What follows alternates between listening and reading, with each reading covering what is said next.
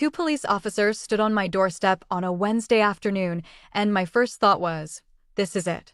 I've actually done it this time. My name is Amber Rodriguez. I'm 34 years old, and I need to tell you how $1, yes, just one single dollar, brought my entire in-law family to their knees. My 12-year-old son Tyler was pressed against my side, his fingers gripping my shirt. The officers looked at me with expressions I couldn't quite read. Was it sympathy? Amusement? I couldn't tell. My heart hammered so hard I thought they could probably hear it. Mrs. Rodriguez, the taller officer said, "We need to talk about a complaint filed against you." Here's the thing about being pushed too far, you don't always recognize the moment it happens. You don't feel the exact second when years of swallowing pain finally calcifies into something sharp and deliberate. But I felt it 2 days before those officers arrived. I felt it when I watched my son's face fall as he realized again that his grandmother, his aunt, his uncle, all of them had chosen to skip his birthday. Again.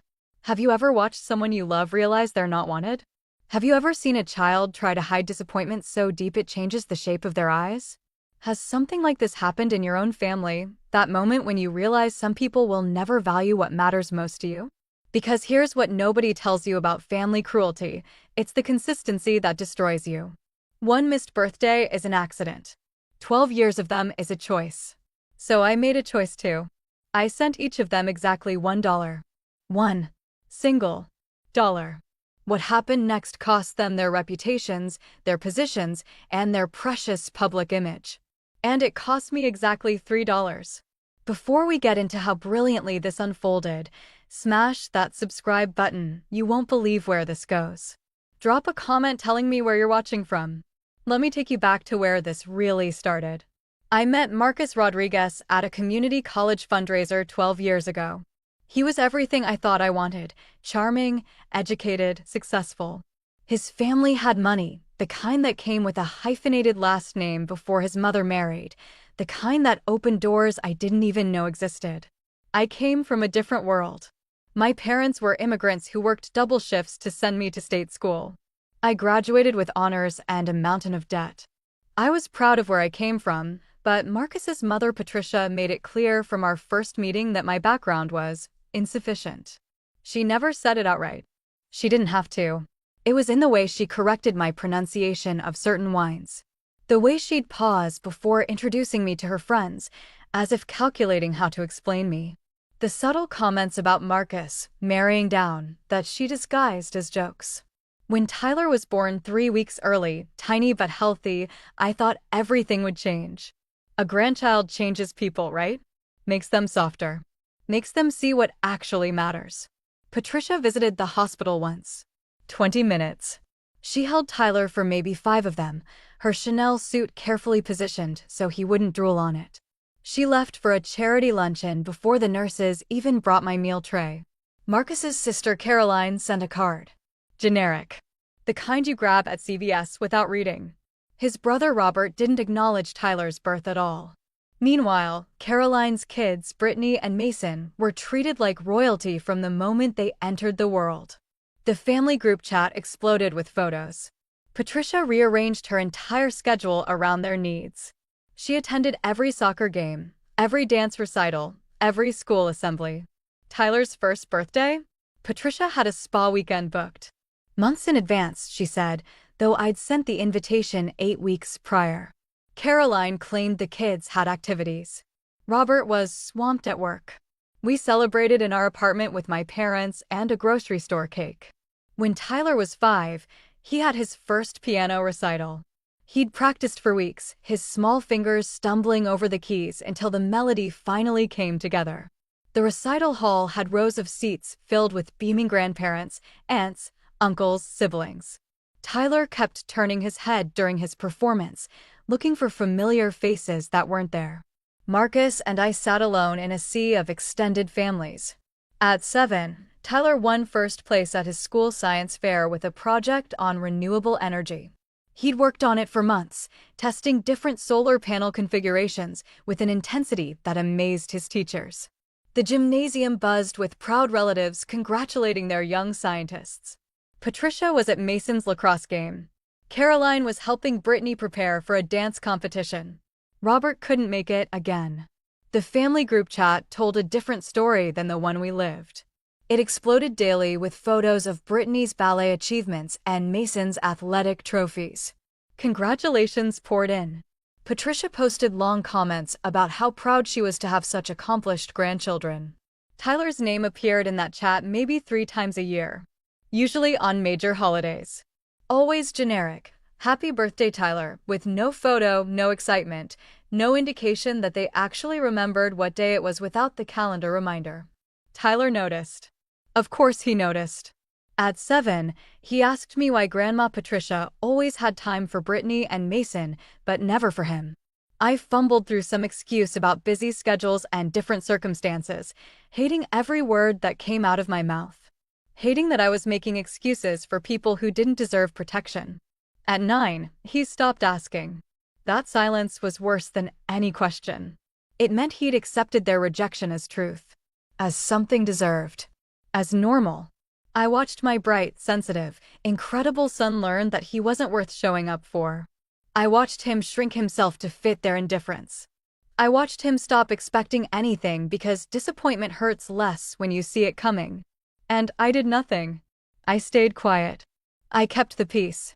For 3 more years, I kept swallowing it all. Tyler turned to me 3 months before his 12th birthday and said something that cracked my chest wide open. "Mom, do you think we could have a real birthday party this year? Like, with a venue and everything. A real party." As if the celebrations we'd had weren't real because the right people weren't there. I said yes before I even thought about it. I started planning immediately. I researched venues, compared prices, saved money from every paycheck. I found a perfect space at the community center, bright, spacious, affordable. I booked it for a Saturday afternoon in April. 6 weeks before the party, I sent formal invitations. Not just text messages. Actual printed invitations with the date, time, location, and RSVP details. I included a personal note to Patricia, Caroline, and Robert. I hand-delivered Patricia's to her house. I called 2 weeks later to confirm. "We received them," Patricia said, her tone already defensive. "I'll have to check my calendar." I called again at 4 weeks. 3 weeks. 2 weeks. The RSVPs came in like a slow drip of poison. Patricia texted, "I have a prior commitment that day. So sorry." 3 exclamation points. As if enthusiasm made the rejection sting less. Caroline called, "The kids have activities, and we just can't make it work with our schedule. Maybe we can take Tyler to lunch sometime." Sometime. That magical future that never materialized. Robert didn't even respond until I called him directly. "Yeah, I don't think I can make it. Work stuff. You know how it is." I knew exactly how it was. Something fractured inside me when that last RSVP came in. Not broke, breaking implies surprise. This was different. This was the final crack in glass that had been splitting for years. The kind where you can see straight through to the other side. I didn't tell Tyler about the responses. When he asked if Grandma was coming, I said, "We'll see who can make it, honey." The lie tasted like metal in my mouth. The day arrived sunny and beautiful. I'd spent the morning decorating the community center in blue and silver, Tyler's favorite colors since he was 6. The cake was perfect. 3 layers, topped with 12 star-shaped candles. I'd ordered pizza, set up games, created a playlist of songs he loved. His friends from school arrived first. 15 kids who actually showed up when invited. Who valued Tyler for exactly who he was. My parents arrived next, having driven 4 hours from their small town upstate. My mother hugged Tyler so tight he laughed. The party started at 2 p.m. At 2:15, Tyler's eyes flicked toward the entrance. At 2:30, he checked his phone. At 3 o'clock, he stopped looking. I watched it happen in real time. Watched hope drain from his face like water from a cracked glass. Watched him force a smile for his friends, laugh at their jokes, blow out his candles with everyone singing. Watched him pretend he wasn't scanning the room for people who were never coming. My parents saw it too. My mother caught my eye across the room, and I saw my own rage reflected back at me. The party ended at 5 p.m. Tyler's friends left with goodie bags and leftover cake. He carried his presents to the car, including a telescope his friends had pooled their money to buy him. He'd wanted one for 2 years. That night, I tucked him into bed. He was holding the telescope box like it was the most precious thing in the world. "Thanks for the party, Mom," he said. "It was really fun." He didn't mention the empty chairs. Didn't ask why they hadn't come. He'd learned not to expect anything, and that broke something in me that couldn't be fixed. I went downstairs after he fell asleep. Marcus was already in bed. He'd been quiet all day, caught between his family's cruelty and his son's pain, choosing silence like he always did. I sat at the kitchen table with my laptop open and realized something with complete clarity. Silence was complicity. Every time I'd swallowed my anger, made excuses, tried to keep the peace, I'd been teaching Tyler that this treatment was acceptable, that he should shrink himself to fit their indifference. I was done being silent. I was done protecting people who spent 12 years hurting my son. If this hits close to home, hit that like button and subscribe if you haven't already. And keep watching, the revenge is coming. I opened the family group chat first. Scrolled back through months of messages. Photos of Mason's lacrosse tournament. Videos of Brittany's dance competition. 17 messages about Caroline's promotion. 23 about Robert's new boat. Tyler's name appeared exactly twice in 6 months. Both times on holidays. Both times, "Happy birthday, Tyler," or "Merry Christmas, Tyler." No photos. No follow-up questions. Just the bare minimum to avoid looking completely heartless. Then I opened Patricia's Facebook profile. There it was, her entire public persona built on charitable giving. Post after post about the Metropolitan Children's Hospital, where she served on the board of directors. Photos from galas. Articles about her tireless dedication to helping children in need. A recent post with 247 likes. Every child deserves to be celebrated and valued. The hypocrisy was stunning. I clicked through to the hospital's donation page. The interface was clean, professional. A drop-down menu offered suggested donation amounts: $50, $100, $500, $1,000, or custom amount. I typed in the custom field, $1. The system accepted it.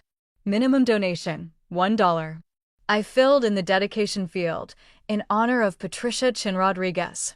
The confirmation page loaded. Your donation will be acknowledged via email to the honoree. Perfect. I moved to Caroline next. She volunteered with a literacy nonprofit listed prominently on her law firm's bio page under Community Involvement. Her partnership review was coming up. I knew because she'd mentioned it 17 times in the group chat. Another donation page. Another custom amount, $1 in honor of Caroline Rodriguez. Robert was easier. He'd been angling for a position on a nonprofit board for months. Posted constantly about his commitment to community service. His favorite charity was an environmental conservation fund. One more dollar. In honor of Robert Rodriguez. 3 donations. $3 total. 3 public records of the absolute minimum contribution possible. But the donations alone weren't enough. They needed context. I went back to the family group chat. The last message was from Caroline 2 days ago, a photo of Mason holding a lacrosse trophy. 15 responses. Celebrations. Pride. Love. I started typing. My hands were shaking, but my mind was crystal clear. Thank you all for your prior commitments today. Derek's birthday party was beautiful. His friends showed up. My parents drove 4 hours to be there, and he got a telescope he's been wanting for 2 years. In celebration of the occasion, I made charitable donations in each of your names to your favorite causes: Metropolitan Children's Hospital for Patricia, Literacy Forward for Caroline, and Green Earth Fund for Robert. I gave exactly what you've given Tyler over the past 12 years, $1 each. The absolute minimum. I paused. Read it over. Added one more line. The donation confirmations will arrive in your email within 24 hours. They're public records, visible to anyone who searches charitable giving databases. I thought you should know. My finger hovered over the send button. 12 years of silence. 12 years of watching my son learn he wasn't worth their time. 12 years of making excuses for inexcusable behavior. I hit send. The message appeared in the chat with a soft whoosh.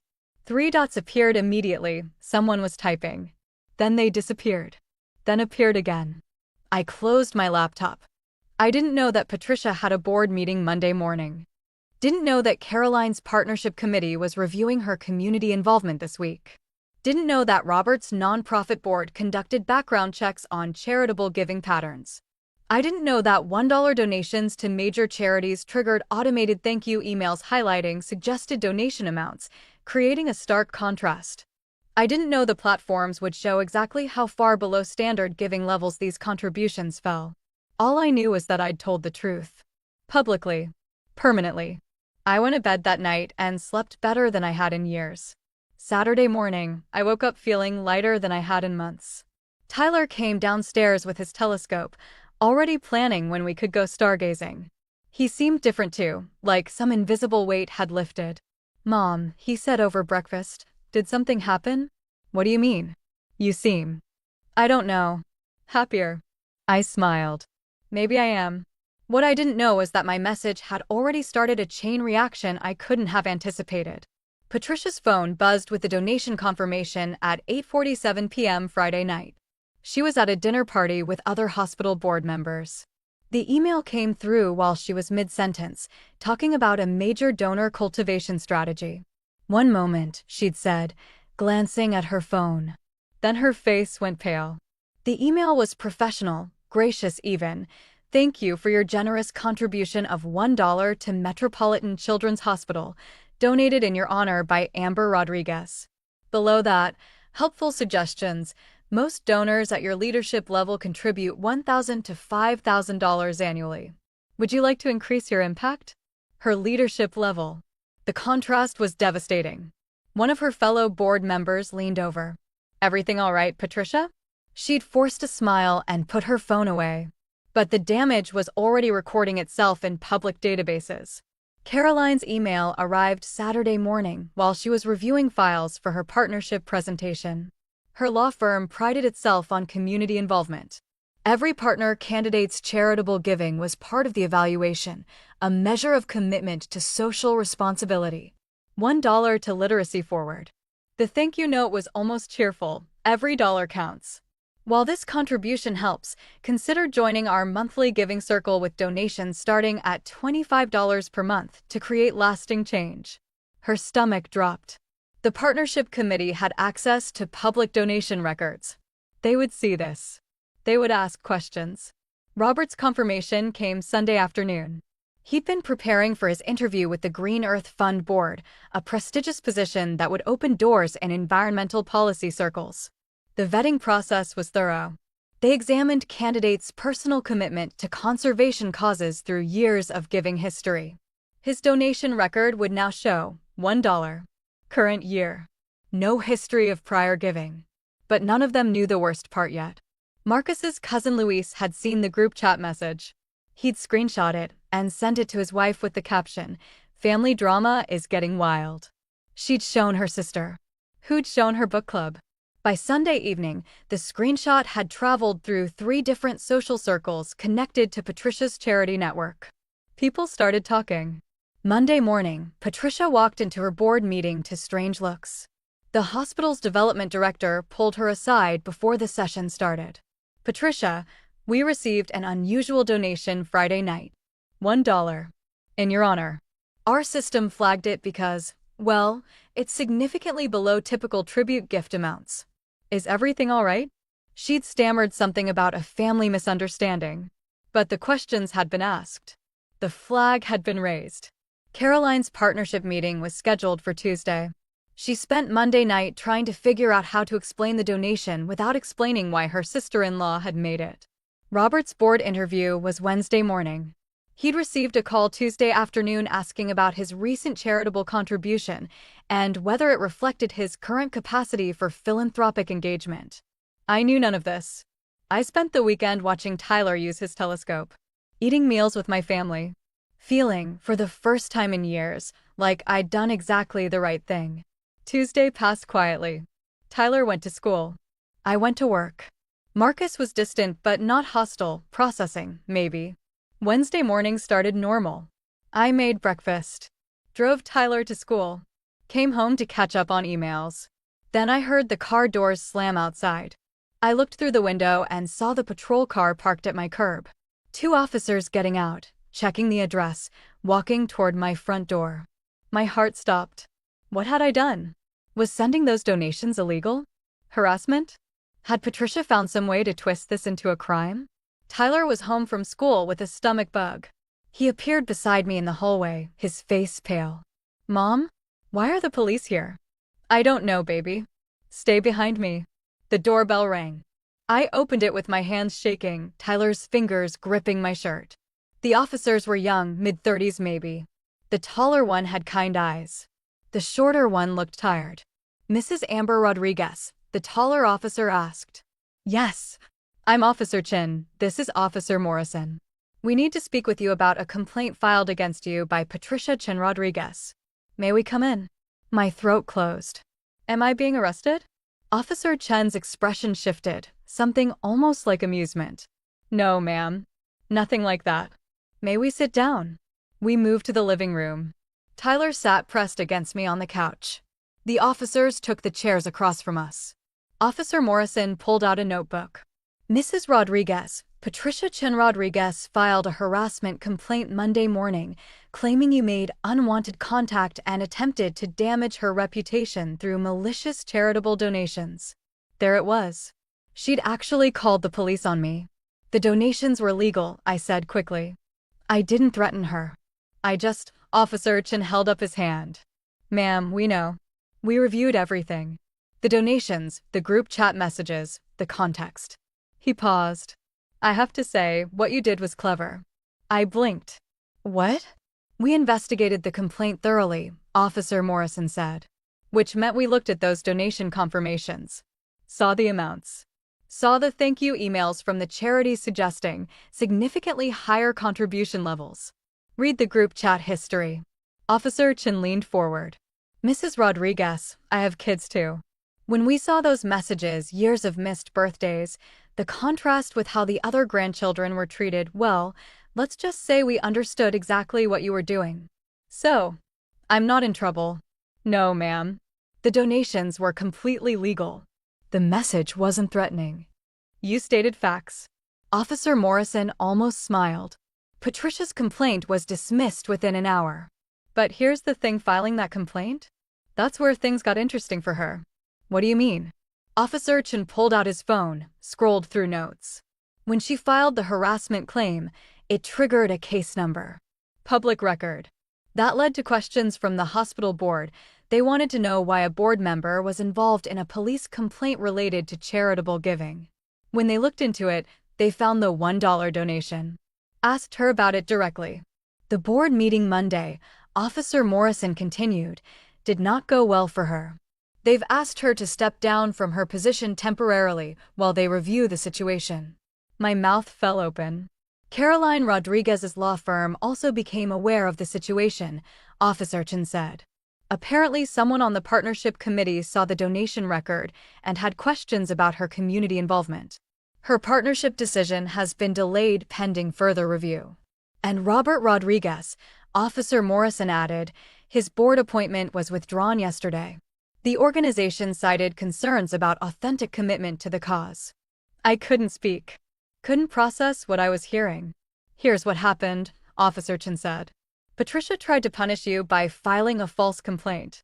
But that complaint drew official attention to everything, the donations, the context, the public records. It made everything worse for them. Officer Morrison stood.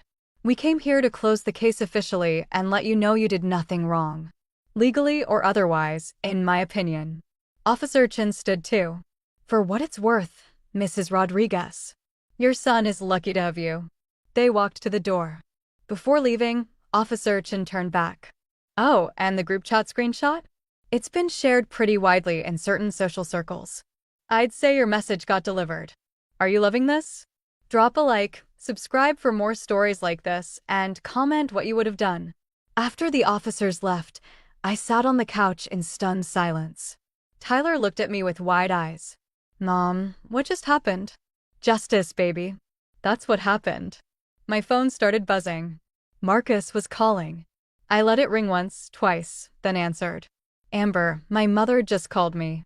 She's hysterical. She says you've destroyed her reputation, that she had to step down from the hospital board, that, Marcus, I interrupted. Stop. Silence. Your mother called the police on me. Filed a false harassment complaint because I told the truth about how your family treats our son. The officers just left. The complaint was dismissed. Everything I did was legal. More silence. Then, I'm coming home. He arrived 20 minutes later. We sat at the kitchen table, the same table where I'd planned the whole thing, and I told him everything. The donations. The message. The police visit. The consequences his family was facing. They brought this on themselves, I said. I didn't destroy Patricia's reputation. I exposed it. Marcus was quiet for a long time. Then he said something I'd been waiting 12 years to hear. You're right. I'm sorry. I should have stood up for Tyler years ago. For you. I chose the easy path, and it wasn't fair. Character growth doesn't always come with fanfare. Sometimes it's just a quiet admission in a kitchen on a Wednesday afternoon. What do we do now? He asked. We set boundaries. Real ones. The family group chat exploded that evening. Patricia sent a long message, the first time she'd written more than 2 sentences about Tyler in that chat ever. I apologize for missing Tyler's birthday. I'd love to take him to lunch this weekend to celebrate properly. Perhaps we could go to that Italian restaurant he likes? I'm free Saturday or Sunday. Caroline chimed in minutes later. The kids would love to have Tyler over for a play date. Maybe this Friday? Robert. Hey buddy, I've been meaning to take you fishing. How about next weekend? 12 years of silence, shattered by one crisis.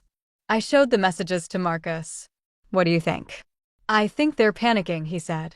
Trying to salvage their image. Probably. But Tyler deserves to decide what he wants. We called Tyler downstairs and showed him the messages. His face was unreadable.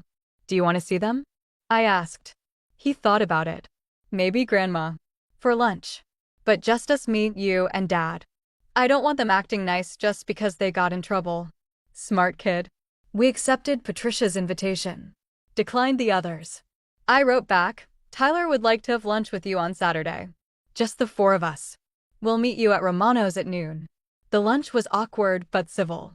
Patricia apologized directly to Tyler. Whether she meant it or was just managing damage control, I couldn't tell. But Tyler needed to hear it, and that mattered. Over the following weeks, boundaries became clear. We'd accept invitations when they felt genuine. We'd decline when they felt performative. Tyler's worth wasn't up for negotiation anymore. The most important change wasn't in them, it was in Tyler. He stopped deflating when they didn't show up. Stopped measuring his value by their attention. He'd learned something crucial. People who matter will show up, and people who don't aren't worth shrinking yourself for. $1 had exposed what 12 years of silence couldn't, that their love was conditional, performative, and shallow. And that we didn't need it to be whole. Tyler turned 13 last month.